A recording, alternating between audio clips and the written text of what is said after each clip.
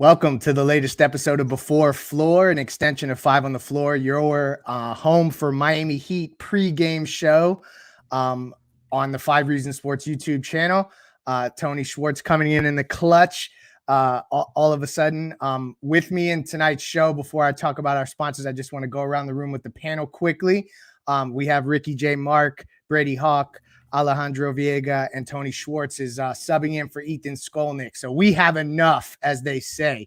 But before we get into tonight's matchup, Skeleton Crew versus Skeleton Crew, Magic versus Heat, we do want to let you know about the great sponsors of the Five Reasons Sports Network. The first one you guys know, always bringing the heat, Biscayne Bay Brewing Company, the only independent brewery in Miami.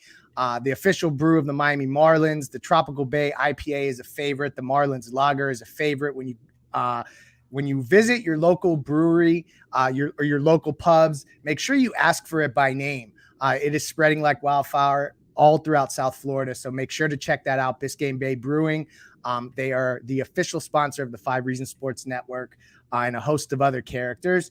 And our other sponsor for the program is Mark Brown PA. So if you need someone to help you build a better future as it relates to estate planning, anything related to looking ahead, whether you're a single person and want to make sure that your assets are secure, or you're someone with a family and you have loved ones that you'd like to make sure are taken care of, you want an experienced lawyer that will look out for your best interest, that is Mark Brown.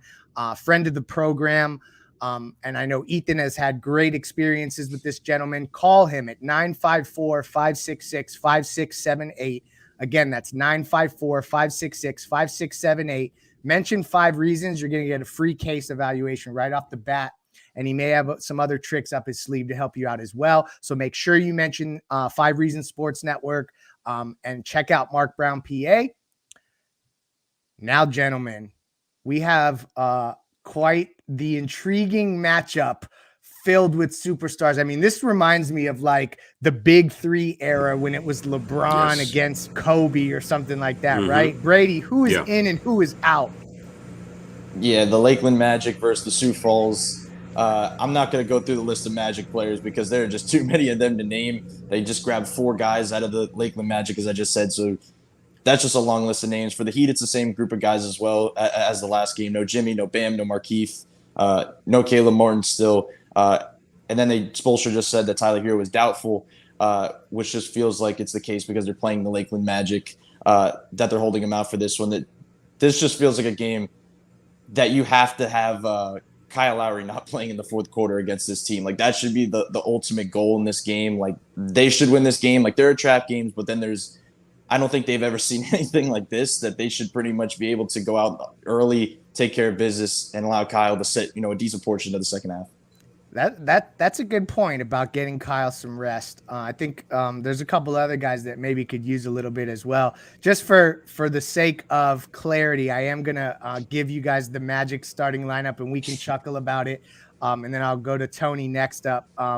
So they're starting Franz Wagner, Gary Harris, Chuma Okeke, I think I'm saying that correctly, Wendell Carter Jr., and Robin Lopez. Of the 5 remaining available players that I did not mention, 4 of them were signed today from the Lakeland Magic, as Brady so eloquently called them. Tony, this feels like a random scrub heat killer game to me, but there's also a part of me that the way that they approached business in Philadelphia, I feel confident that like they can probably get this one done. Is there anybody on this team, 1, that you've heard of, and 2, that you think actually we should be worried about?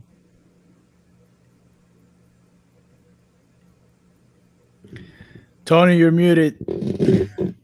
I don't like these takes. This is exactly how the Orlando Magic are. Like, it's literally we have nothing to say about them. While Tony gets his mic in order, unless it's already in order. Ricky, you want to jump in here? Who is the random scrub heat killer of the night? And we'll come back to Tony in a minute. Probably the Omicron variant, if we're being honest. I honestly don't think it's anybody on the Orlando Magic roster, because at this point, and I know we talked about this pre-air, but Are we sure that this game won't be called at halftime or that we'll even make it to the fourth quarter? I mean, we could very well get a fourth quarter where Kyle Lowry doesn't have to play, mainly because the league will end up getting shut down because 45 more NBA players ended up testing positive. It's at this point, I don't know. I really don't know. I couldn't tell you the names of the 4 guys that were called up from Lakeland. I don't even know where Lakeland is, to be honest with you.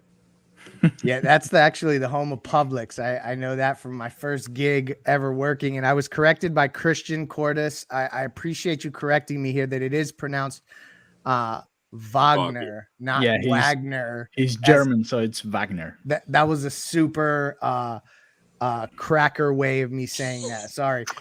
We just had Jonathan jump into the program. He is live on site at what I'm still going to call Orlando Arena because I don't know what the name of that arena is anymore. Jonathan, I'd love to pick your brain about what the vibe is like in that building because it is kind of a weird game that we felt like was on thin ice early on.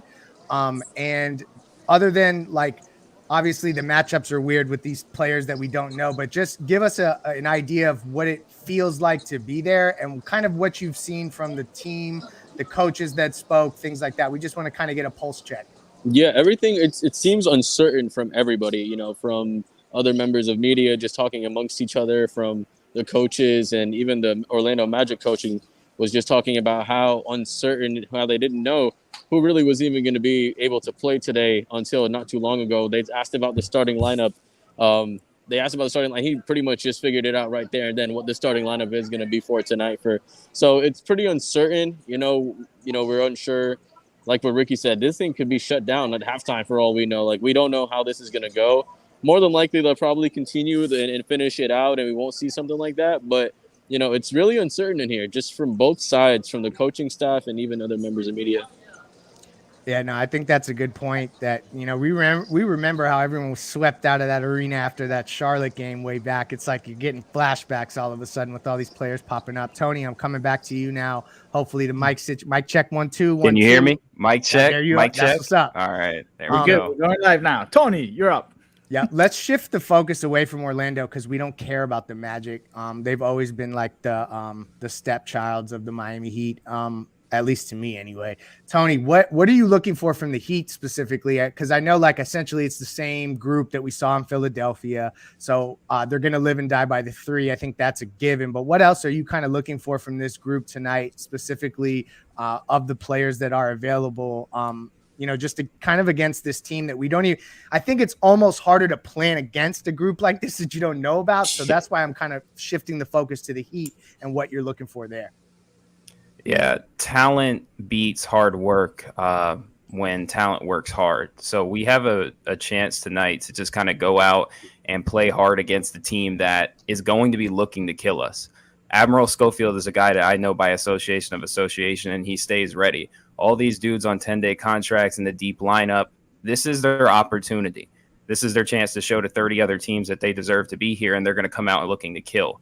So the game plan for us is going to be the same every single day, every single game until we get Bam and Jimmy back. We're going to shoot threes. We're going to go for long offensive rebounds, and we're going to play a crap ton of zone. I hope you guys like zone because it's here to stay for a while. So you're individually looking at players trying to assess which one of these guys can you trust to give me real playoff minutes, right? Can I trust Caleb? Can I trust Gabe? That's what you're looking at here because you assume that we're going to be talented enough to beat a squad like Orlando. So it's those micro moments. It's a really good point. Brady, even so, when it's Joel Embiid and Tobias Harris, even though I make fun of those guys a lot, and man, I love doing that. It just warms my heart. Brady, when it's this kind of team that Orlando is fielding, do you think that they're going to play 60% of their possessions in zone? Possibly. I think they're going to press a lot, and when they press a lot, it backs into a zone. And I think when you don't really have a true point guard out there anyway, with Cole Anthony being a late scratch, they're going to have Gabe Vincent going baseline to baseline because that's what he does best. And just matchup-wise, I think this is – we talk about it a lot, but I think this is a Spoelstra game just to find little matchups, little combinations on the team that work. And we've seen that lately, like the KZ PJ Tucker minutes. Who would have thought before the season that we'd be talking about that pairing in the front court, but it's looked really good because it's their one chance to go full out switching because no other lineup can do that. So it's finding these little type of combinations they can go to. There's not many of them just because they're so limited, and a lot of these guys are going to be playing will not be in the rotation moving forward when they're fully healthy. But it is just interesting just to get like a full evaluation of a guy like Marcus Garrett, which I thought he had moments last game, but he kind of had moments where off the ball defensively, he wasn't all the way there. Like the on-ball stuff is there, but the off-ball stuff isn't. Like picking up on those type of things, then working on it from there. Games are just totally different. That I think this is an important type of game for those guys as well as the Magic players. Ricky, so Duncan Robinson, he appears to be coming out of a slump, but you always root us in reality because you know that I'm going to hope traffic the hell out of this program no matter what. So I want you to root us in reality. I'm going to give you a statistic just to give us some data points to point to. Duncan Robinson is shooting 11% better from three on the road compared to home. That's the fourth largest difference between road and home with minimum 50 3-point attempts. Do you think, Duncan, that slump is actually behind him, or are Heat fans getting ahead of themselves as they see him kind of rounding into form lately? I think one of the defining characteristics of Heat fans is that, yes, they get ahead of themselves. I mean, 3 straight wins against mediocre teams, and cocky Heat fan comes back next thing you know, championship or bust again. And when those weren't ever the expectations to begin with. This reminds me of the 2 seasons ago when the Heat ended up going into the bubble, like they may or may not end up going in this time. Probably not. Capitalism rules. But look, I think at this point, I think we still need to hold on to a certain level of cautious optimism. I think it's good that he's finding some sort of a rhythm, but don't, at least for me, don't automatically think that he's finally out of the woods just yet. Because I think when you're talking about a guy like Duncan, I still have my concerns that if they suddenly decide, you know what, we're going to start game planning for him a little bit differently, it might take some time for him to adjust to that. Because that's one of the reasons why, in my opinion, he's been struggling so mightily this season in terms of shooting the three. Because with that contract came renewed attention. Because for the first year or two, he was still a surprise in the league. So for Duncan right now, I think ultimately it's nice to feel good about the last few games. But until we see a consistent stretch, not just 5 games, but a month where he's steady, then we can, I think, start to move in the direction of, yeah, he's recovering from the situation. Because right now, flashback to the 2009-2010 season. Jermaine O'Neal started off pretty well, had about 4 or 5 games. Hell, even Bam had 4 or 5 games to start the season before he got hurt. And then old habits came back. So we'll see. Be optimistic, but not yet. Give us some time. It's rooting us in reality, even though I feel it's a little pessimistic, but that's just how we roll. There was a question in the comments from Heat92, and I'm going to ask Jonathan this question. Is tonight more likely a Max Strus game or a Gabe Vincent night? I'm still going to stick with Gabe Vincent because he's going to be able to do it on both ends of the floor, right? No matter who's out there. I liked what I saw last game from the Gabe Vincent, Marcus Garrett when they were doing that press at the top. You know, it was very similar to what him and Caleb Martin did in the press. So that's a very similar thing to do. I'm going to say Gabe just because he's going to do it on both ends of the court. You know, he might not have a career high because they're not playing, Philadelphia again tonight, but we still might see a couple of good shots from him. And we know on the defensive end, he's going to lock up whoever it is. And we don't have to worry about him, slacking off because he's not playing a big name. He's going to give the same amount of effort no matter who he's guarding. Yeah, no, I'm with you there. I'm in full alignment. Something that popped up, just because I don't know how much we can really dig into this game much more. So we're going to go around the room and get picks in a minute. But Tony, I want to ask you a question about a player that has popped up on, I guess he had surgery today, Jeremy Grant out of the Detroit Piston. But there was also talk that they may be looking to move him. How attractive is Jeremy Grant as a fit on the Miami Heat, in your opinion? And would you trade Duncan Robinson for him in a package? Yeah, Jeremy Grant is an above-average defender and a 3-level scorer. I mean, there's no doubt in my mind I would trade just about anybody save the big 3, big 4 on this roster. But my thing with trade packages, and it's been my thing all year, there's like 4 or 5 other teams that have assets that are younger or draft equity. So I don't know if we're in the room with any of these guys. The truth is that I think this is probably the roster, so we better start getting used to it. and we're going to be trying to improve on the margins at best. But Jeremy Grant's an amazing player. I would freaking love him. If we can get him for Duncan, I'm doing it. And I like Duncan. I'm a Duncan supporter. I disagree with Ricky. I think that the Philadelphia had extreme length, and they have guys that fight over screens better than anybody I've ever watched. So that's a real challenge for Duncan. I think he's a volume shooter. Volume shooters are going to settle around 37%. That's just kind of what it is. But that guy, for Jeremy Grant, out of here. So that pose that Ricky J. Mark is, and I'm going to give you the floor, Ricky. That pose right there, that's going to become a meme. I just have a feeling with your hands underneath your chin there. But what do you have to any response to Tony there? I mean, Tony, here's the thing. Tony's not wrong. He's not wrong. It's just that I think Duncan's play the first 2 years has set a standard for what Heat fans expect from him. And if anything, we're judging him by that standard. So either that was a fluke, and I know that triggers Heat fans, especially when the bubble's involved, but either that was a fluke and this is the Duncan that we should grow to get used to, or, as I mentioned before, he can put together a stretch of performances over the course of a month as opposed to 5 games. What he did against Philly, okay, cool, no problem, right? That's completely understandable. But going back to my initial point, I think if we see it over a month, all right, let's roll. But hey, I mean, we'll see. We'll have to see. I mean, I'm eager to see him succeed and perform well. I hope. Hey, Tony, look, I'm with you. I want him. I mean, if he stays here, it's because most likely he's performed to the level that we've expected him to perform, and the team has expected him to perform. And if he becomes a 40% 3-point shooter, which is perfectly possible in this day and age, then it makes the Heat all the more lethal. I mean, I don't want to trade a guy unless he can't help us. But Jeremy Grant, though. Yeah. Now, I agree. Like, Duncan is the real fit there. And I won't belabor that point. Jeremy Grant popped in my head because Detroit is next. There is a live view of the court. You can see that people are still kind of filing in. People are all still in downtown Orlando grabbing beers before they flood the arena. But that's not Miami's lower bowl? Oh, look at the Knicks fan with the shot. So Jeremy Grant was pertinent because Detroit's up next on the schedule, and we'll see that team minus him, obviously, because he's hurt. Fellas, including Jonathan, because I know he's got to run and get to his dedicated space in the arena. Let's go around the room and grab picks. I'll go last. Start with Jonathan. Who you got tonight, and who's your player of the game?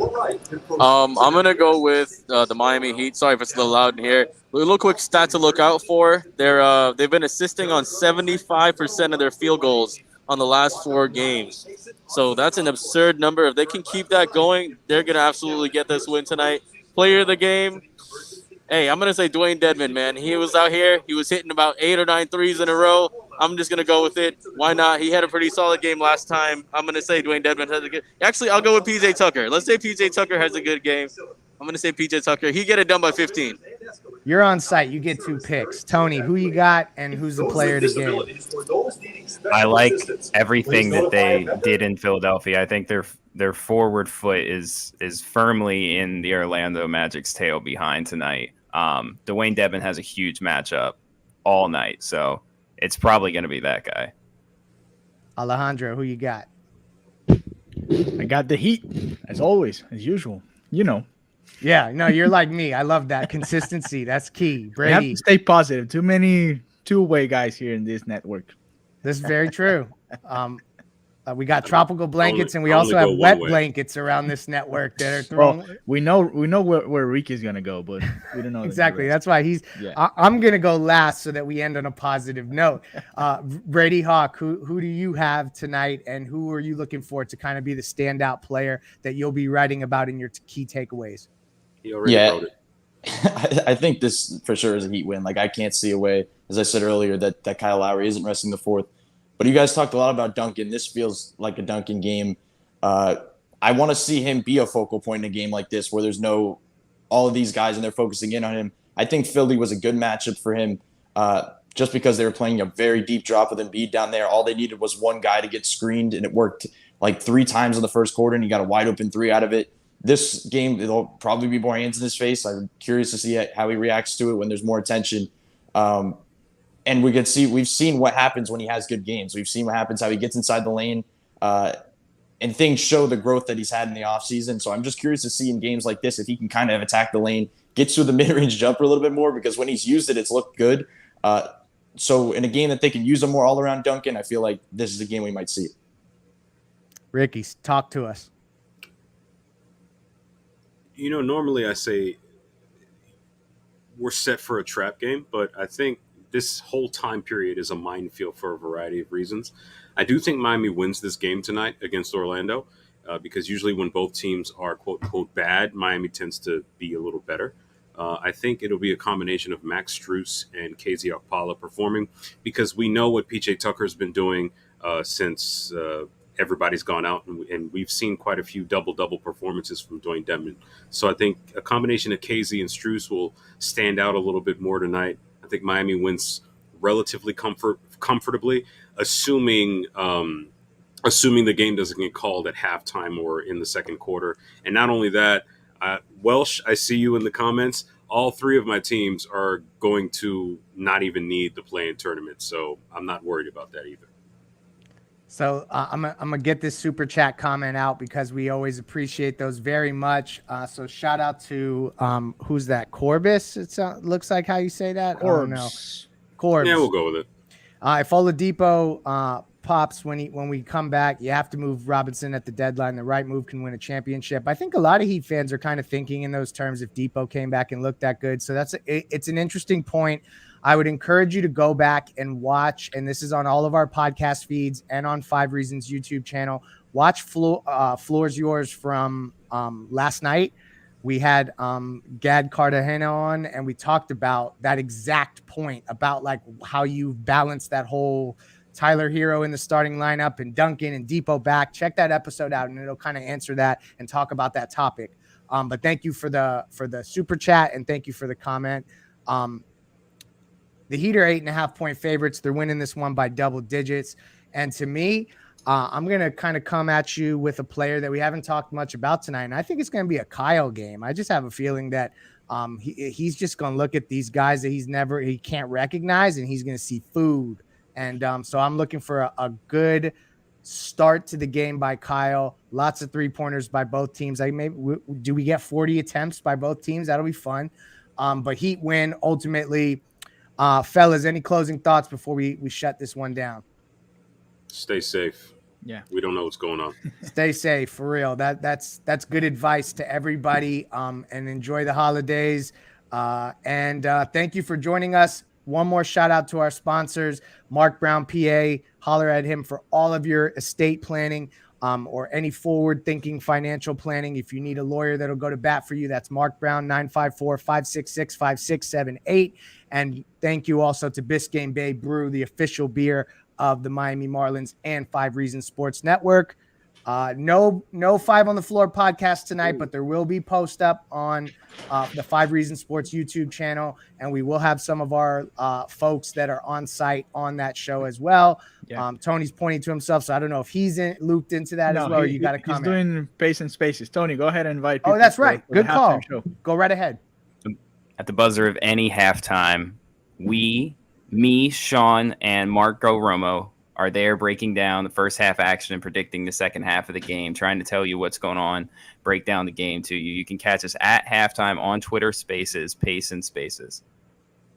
Great plug, and I would have totally missed that. Thank you for calling it out, bringing a sharp touch to the pregame show in this appearance. So thank you guys for joining us. Let's go Heat.